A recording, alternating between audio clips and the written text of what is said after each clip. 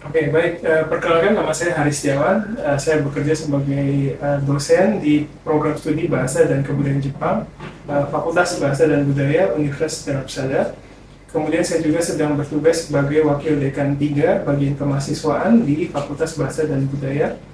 Kemudian untuk bidang penelitian, saya banyak melakukan penelitian di bidang linguistik terapan, pengajaran bahasa Jepang, kemudian penerjemahan, berkaitan dengan lalu diskusi antar budaya ya online. Kemudian untuk mata kuliah yang biasa saya ampu, biasanya mata kuliah yang berkaitan dengan penerjemahan baik dari bahasa Indonesia ke bahasa Jepang atau sebaliknya. Kemudian mata kuliah menulis bahasa Jepang dan presentasi bahasa Jepang.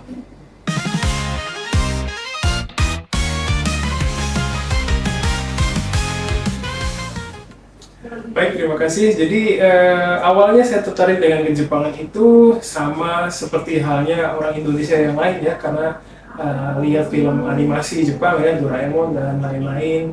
Kemudian waktu kelas 3 SMA, saya juga kebetulan masuk ke kelas bahasa.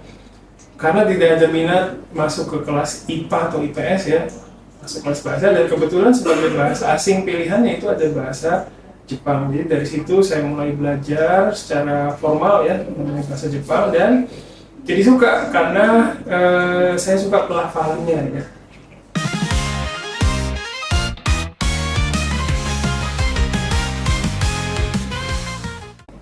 Ya, saya alhamdulillah bisa lulus di ujian JLPT level N1 dengan skor yang sempurna ya. Waktu itu skornya paling tinggi itu 180 dan saya dapat nilai 180. Waktu itu di pelaksanaan JLPT di tahun 2012, sekitar pelaksanaan bulan Juli mungkin ya. Metode belajar sebenarnya nggak ada yang berbeda dengan pembelajar bahasa Jepang yang lain. Saya juga baca buku ya tentang tata bahasa ya.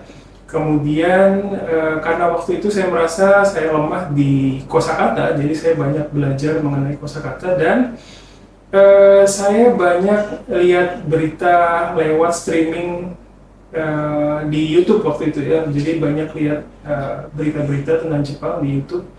Jadi dari situ saya belajar bukan cuma sisi bahasanya aja, tapi saya juga mendapatkan masukan pembelajaran mengenai sisi sosialnya dari Jepang.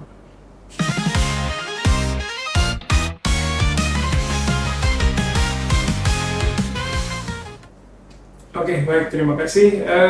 Jadi ya, selain mengajar, saya juga kadang bertugas sebagai penerjemah kalau ada tamu dari Jepang yang datang ke kampus ya. Kemudian saya juga kadang berkolaborasi dengan teman-teman ini, rekan-rekan pengajar di SMA ya.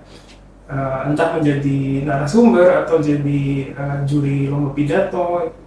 Dan saya juga aktif membuat konten juga ya. Pada dasarnya semua berkesan ya, berkesan sekali karena dengan kegiatan-kegiatan itu saya bisa mengeksplor diri saya sejauh mana sih saya bisa gitu ya. Kemudian dengan kegiatan-kegiatan itu saya juga bisa berkontribusi ke masyarakat dengan cara saya.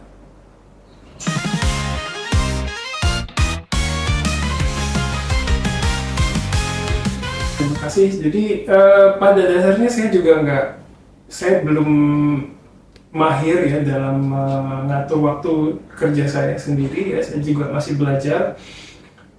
Untuk mengatur waktu saya menggunakan alat yang paling mendasar banget yaitu kalender di handphone ya. Jadi setiap ada pekerjaan itu saya selalu input pekerjaan tersebut ke Google ke kalender ya. Dan dari situlah saya melihat setiap harinya itu kalau mau berangkat kerja itu melihat kalender itu dan memastikan pekerjaan-pekerjaan saya. Lalu kalau misalnya masih ada ruang kosong di situ, saya berusaha memaksimalkan waktu saya untuk bisa mengerjakan hal yang lain. Jadi yang belum waktunya dikerjakan ya tidak perlu ditunda gitu ya. Jadi kalau ada ruang, ada waktu, langsung saya kerjakan. Kira-kira seperti itu.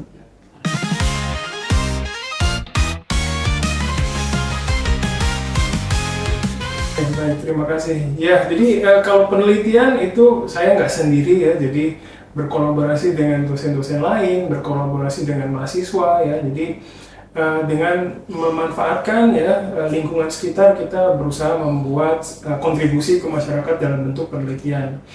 Terus untuk kedepannya saya dan tim ya kami itu akan melakukan penelitian yang membahas mengenai diskusi antar budaya. Jadi sebagai kegiatan pengabdian kepada masyarakat, saya dan tim juga melaksanakan kegiatan diskusi antar budaya setiap bulan secara online. Jadi di sesi itu mempertemukan orang Jepang dan orang Indonesia. Nah, dari situ saya melihat banyak hal yang menarik dan berharap itu bisa saya dan tim angkat dalam penelitian.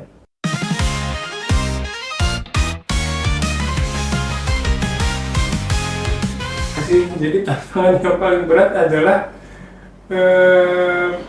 apa ya? Kalau dari proses melihat dari proses belajar di program S3 yang waktu itu saya tidak bisa selesaikan, tantangan yang paling beratnya itu adalah melawan diri sendiri ya. Jadi bagaimana caranya kita itu bisa tetap fokus ya dengan tujuan kita, bagaimana caranya kita itu tetap bisa punya kesadaran yang tinggi akan masalah yang kita hadapi di dalam penelitian kita sendiri. Jadi pada dasarnya kalau dosen itu kan dia harus meneliti, apalagi kalau lagi ngambil program S3 misalnya ya. Nah, penelitian itu pada hakikatnya berawal dari masalah. Keberadaan masalah itu harus benar-benar kita sadari, harus benar-benar kita rasakan sehingga kita bisa selalu on track gitu ya dengan apa yang kita kerjakan begitu. Jadi saya pikir waktu itu saya mengalami mungkin ya tidak sepenuhnya menyadari apa yang harus saya hadapi. Maksudnya masalahnya itu mungkin masalahnya karena terlalu banyak ya, jadi sulit untuk fokus ke satu masalah tertentu.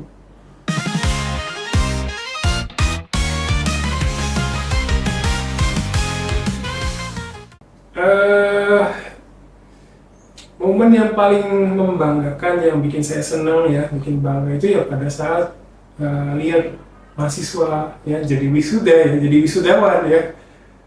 Ngelihat momen itu tuh ya senang banget sih, melihat bahwa mahasiswa yang berjuang 4 tahun itu udah bisa menyelesaikan studinya ya, apapun hasilnya tapi selesai gitu. Itu melihat wajah-wajahnya itu senang dan bangga banget sih.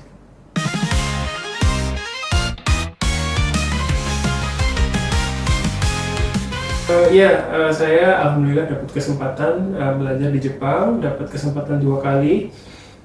Yang pertama itu untuk ambil program S2 dan yang kedua itu untuk ambil program S3. Walaupun yang program S3 ini sayang sekali saya tidak bisa menyelesaikan sampai lulus ya. Semua kesempatan belajar ke Jepang yang saya dapat itu semua datang dari tempat ini, dari Unsada. Jadi kesempatannya selalu datang dari Unsada, karena saya sebagai dosen Prodi Bahasa dan Kebudayaan Jepang di sini, karena itu saya bisa dapat kesempatan belajar di Jepang. Dan selama di Jepang, alhamdulillah saya dapat banyak pengalaman berharga ya, yang membentuk saya sampai dengan hari ini. Kemudian cerita singkatnya itu yang pertama dari tahun 2007 sampai dengan 2011 itu 4 tahun ya, dan yang ke Jepang untuk kedua kalinya itu dari tahun 2014 sampai dengan 2018. Jadi kalau yang pertama itu untuk ambil program S2 dan alhamdulillah lulus, dan di masa 4 tahun itu dari 2007 sampai 2011 saya banyak dapat kesempatan belajar, dapat pengalaman belajar yang sangat mewah sekali ya, karena Di tahun 2010 itu saya pernah dapat program pelatihan juga, pelatihan mengajar bahasa Jepang di Slovenia.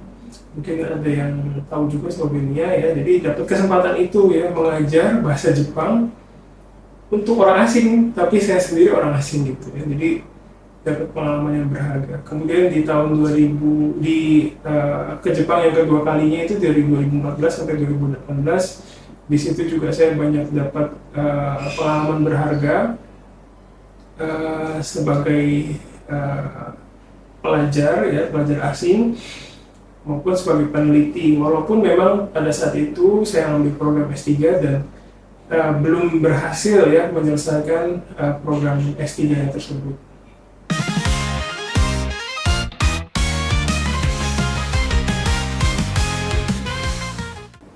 Baik, terima kasih. Jadi kalau berdasarkan pengalaman pribadi saya,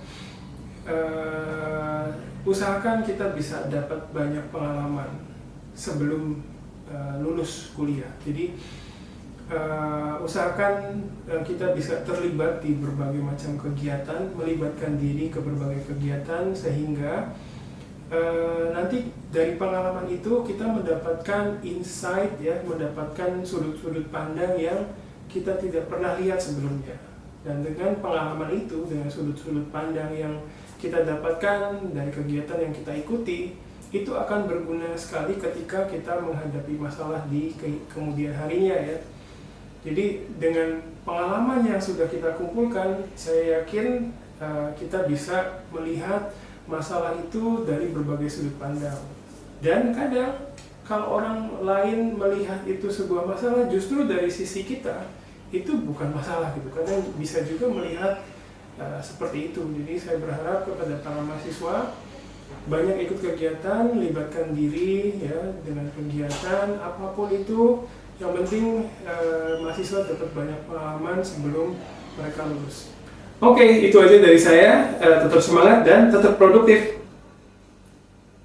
Bye-bye.